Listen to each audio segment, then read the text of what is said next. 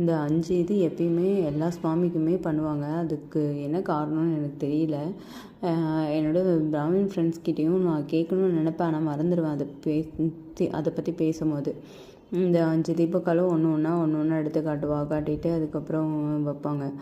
அது மாதிரி ப்ராப்பராக எல்லா தீபக்காலும் காமிச்சு முடித்து சாமிக்கு நிவேத்தியம் அந்த இது எல்லாம் ஆகுதி பண்ணுறதெல்லாம் வந்து இதில் அது என்ன யாக குண்டத்தில் ஆகுதி பண்ணுறதெல்லாம் பண்ணி முடிச்சுட்டு அதுக்கப்புறம் இது பண்ணாங்க.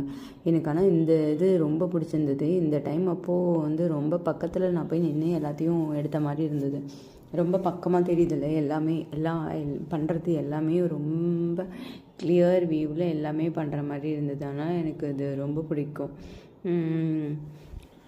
அது பண்ணுறதும் பாருங்களேன், வந்து லேட் ஆகுதோ இல்லையோ அப்போல்லாம் பார்க்க மாட்டாங்க. சரன்னு பண்ணணும்லாம் பண்ண மாட்டாங்க. மெதுவாக பொறுமையாக பண்ணி முடிச்சு. ஆனால் அன்றைக்கி கல்யாணம் பண்ணுறதுக்கு 10:20 என்னவோ ஆயிடுச்சு. 10:30 மணிக்கிட்ட ஆச்சுன்னு நினைக்கிறேன் மேரேஜ் பண்ணி முடிக்கிறதுக்கு. ஆக்சுவலாக அன்றைக்கி தான் லேட். ஆனால் அதுக்கப்புறம்லாம் வந்து திருக்கல்யாணம் பண்ணும் போதெல்லாம் வந்து சீக்கிரம் பண்ணி முடிச்சிடுறாங்கன்னு நினைக்கிறேன். இவ்வளோ லேட்டு கொண்டு வர்றதில்ல.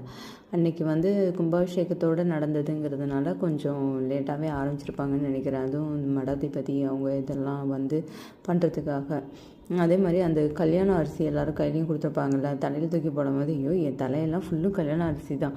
அந்த மஞ்சள் அரிசி ஃபுல்லும் தலை ஃபுல்லாக அப்படியே நின்றுட்டு இருந்தது. நான் வேறு தலையை வந்து கொஞ்சம் முடி தூக்கி வச்சு ஒரு மாதிரி குத்தி சுருட்டி வச்சுருந்தேன்னா அதுக்கும் அந்த அரிசிக்கும் அவங்க தூக்கி போட்டதுக்கும் எல்லா அரிசியும் என் தலை மேலே தான் வந்து நின்ன மாதிரி இருந்தது. எனக்கு ஒரு ஃபீலிங் அவ்வளோ செம்மையாக அவ்வளோ சூப்பராக இருந்தது. கல்யாணம் வீட்டுக்கே நம்ம போயிட்டு வந்த ஒரு ஃபீலிங் இருக்கும்ல, அந்த மாதிரி இருந்தது. செம்மையாக இருந்தது.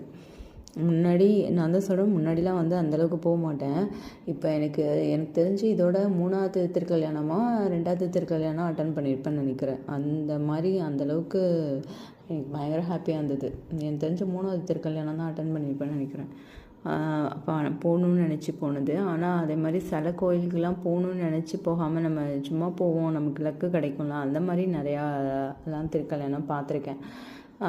முருகர் திருக்கல்யாணம் அதே மாதிரி பார்த்துருக்கேன். பெருமாளுக்கு திருக்கல்யாணம் வந்து எங்கள் வீட்டில் பண்ணி வச்சாங்க ஒரு டைமு. ஆனால் அப்போ நானே ஊரில் இல்லை, அதனால் நான் அதை பார்க்கல. எங்கள் வீட்டில் தான் நான் பண்ணி வச்சாங்க அந்த டைம். அப்போது வந்து ஆனால் நான் பார்க்க முடியல என்னால். நான் ஊரில் இல்லை, நான் ஹாஸ்பிட்டலுக்கு சென்னைக்கு போயிருந்தேன் அந்த டைமில், அந்த டேட்டில் பண்ணாங்க. அப்புறம் சரி போங்க அப்படின்னு சொல்லிட்டு விட்டுட்டேன். ஆனால் கேசரி மட்டும் வாங்கி வச்சுருந்தாங்க. அந்த கேசரி வந்து என்னென்னா பெருமாள் கோவில் கேசரினா அவ்வளோ சூப்பராக